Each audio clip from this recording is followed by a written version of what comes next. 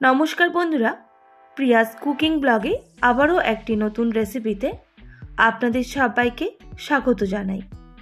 আজকে আমি আপনাদের সঙ্গে ফুলকপি রেসিপি শেয়ার করব। একঘেয়ে ফুলকপি খেতে খেতে কিন্তু মুখের স্বাদটাই চলে গেছে। এইভাবে একবার ফুলকপি ট্রাই করুন। খেতে যেমন টেস্টি তেমন কিন্তু খুব চটজলদি হয়ে যায়। আশা করি আজকের রেসিপি আপনাদের ভালো লাগবে। তো চলুন আজকে সম্পূর্ণ রেসিপি দেখে নিই। রেসিপিটি বানানোর জন্য আমি প্রথমে ফুলকপিগুলো কেটে নিয়েছি, তবে সাইজগুলো একটু বড় করে কেটে নিতে হবে। পরিষ্কার করে ফুলকপিগুলো ধুয়েও নিতে হবে। এদিকে কড়াইয়ের মধ্যে দিয়ে দিলাম 1 বাটি জল। জলটা একটু গরম হয়ে গেলে দিয়ে দিতে হবে ফুলকপিগুলো। তবে অবশ্যই একটু খেয়াল রাখতে হবে ফুলকপিগুলো যাতে জলের মধ্যে ডুবে থাকে। দিয়ে দিচ্ছি স্বাদ মতো লবণ। ভালো করে মিক্স করে নিতে হবে।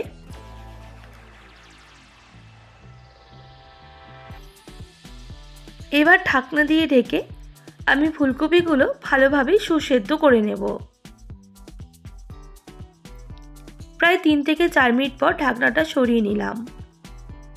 এবার নাড়াচাড়া করে নিচ্ছি আর দেখে নিচ্ছি ফুলকপিটা সুসেদ্ধ হয়েছে নাকি।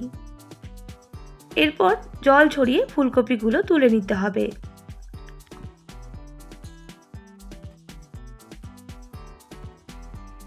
আবারও ওই কড়াইটা বসিয়ে দিলাম। দিয়ে দিলাম 2 টেবিল চামচ সরষের তেল। তেলটা খুব ভালো করে গরম হয়ে গেলে দিয়ে দিতে হবে একটা এলাচ, সামান্য দারুচিনি আর 2টো লবঙ্গ, সঙ্গে একটা তেজপাতাও অ্যাড করছি। দিয়ে দেব গোটা জিরা। গরম মশলাগুলো খুব ভালোভাবে ভাজা হয়ে গেলে আর খুব সুন্দর একটা গন্ধ বেরোলে দিয়ে দিতে হবে 1/2 টেবিল চামচ আদা বাটা, সঙ্গে সামান্য হলুদের গুঁড়ো, যাতে আদাটা গায়ে ছিটকে না পড়ে। এরপর আদাটা ভালো করে ভেজে নিতে হবে। তবে কিন্তু আমি সম্পূর্ণ নিরামিষ পদ্ধতিতে রেসিপিটা বানাচ্ছি।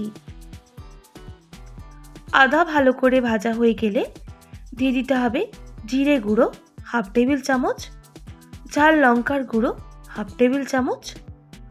অবশ্যই ঝালটা আপনারা কম বেশি করে নেবেন।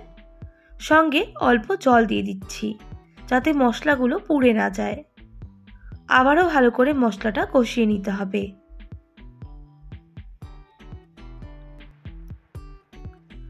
দুই থেকে 3 মিনিট সময় নিয়ে মশলাটা ভালো করে কষিয়ে নিচ্ছি।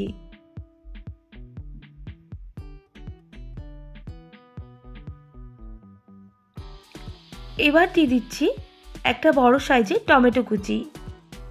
টমেটোটা একইভাবে ভেজে নিতে হবে মশলার সাথে।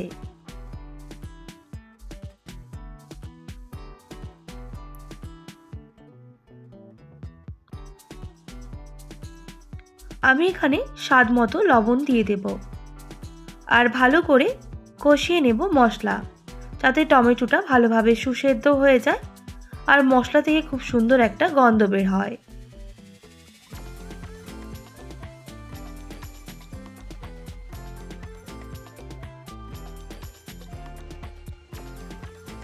তিন থেকে 4 মিনিট সময় নিয়ে টমেটোটা ভেজে নেওয়ার পর দিয়ে দিচ্ছি কিছুটা পরিমাণ মটরশুঁটি।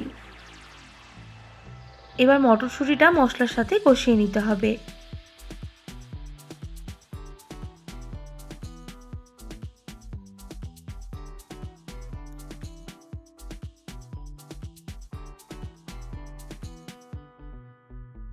বেশ কিছুক্ষণ এইভাবে কষিয়ে নেওয়ার পর মশলা থেকে কিন্তু তেল ছাড়া শুরু করে দিয়েছে আর খুব সুন্দর একটা গন্ধ বের হচ্ছে।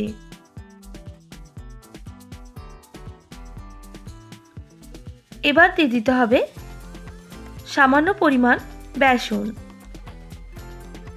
আবারও ভালো করে মিক্স করে নিতে হবে আর মশলাটা ভেজে নিতে হবে।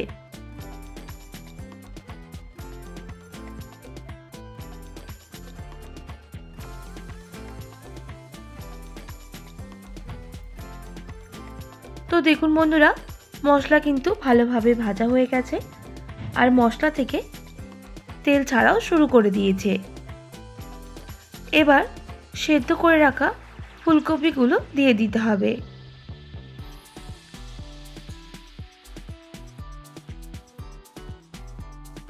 এবার ফুলকপিগুলো মশলার সাথে ভালোভাবে মিক্স করে নিতে হবে।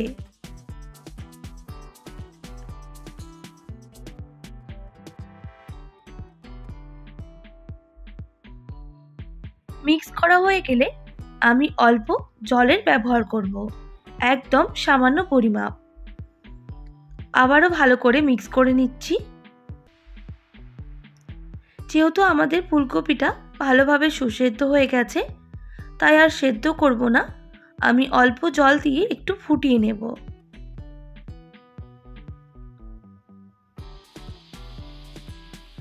প্রায় 3 থেকে 4 মিনিট সময় নিয়ে আমি ফুটিয়ে নিচ্ছি।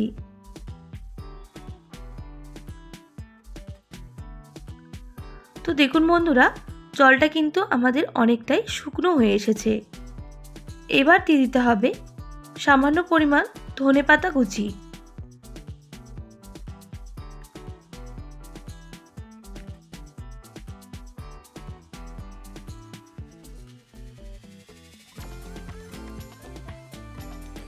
আবারও ভালো করে মিক্স করে নিতে হবে ধনেপাতার সঙ্গে, আর একটু রান্না করে নিতে হবে।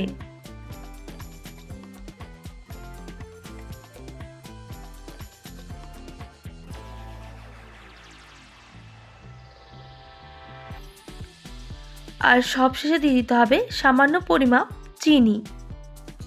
চিনিটাও ভালো করে মিক্স করে নিচ্ছি।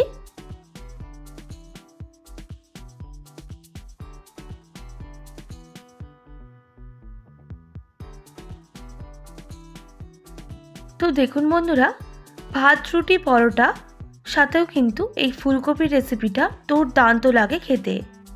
একবার অবশ্যই এইভাবে ট্রাই করুন, খেতে কিন্তু অপূর্ব হয়। আমাদের রেসিপিটা কিন্তু একেবারেই হয়ে এসেছে। এবার গ্যাসের ফ্লেমটা অফ করে নামিয়ে নিতে হবে। একবার বাড়িতে অবশ্যই এইভাবে ফুলকপি বানাবেন, আর কেমন লাগলো কমেন্ট করে জানাতে একেবারেই ভুলবেন না। আশা করি আজকের রেসিপি আপনাদের ভালো লেগেছে। ভালো লেগে থাকলে অবশ্যই একটি like, comment, share and subscribe করে আমার পাশে থাকার অনুরোধ রইল। পাশে থাকা বেল আইকনটিও প্রেস করে দেবেন, তাহলে নিত্য নতুন রান্নার ভিডিওগুলি আপনাদের কাছে পৌঁছে যাবে। আজকের মতো এতটাই, আবারও নতুন কোনো রেসিপি নিয়ে দেখা হবে। আপনারা ভালো থাকবেন, সুস্থ থাকবেন, আর এতক্ষণ আমার সঙ্গে থাকার জন্য অনেক ধন্যবাদ আপনাদের সবাইকে।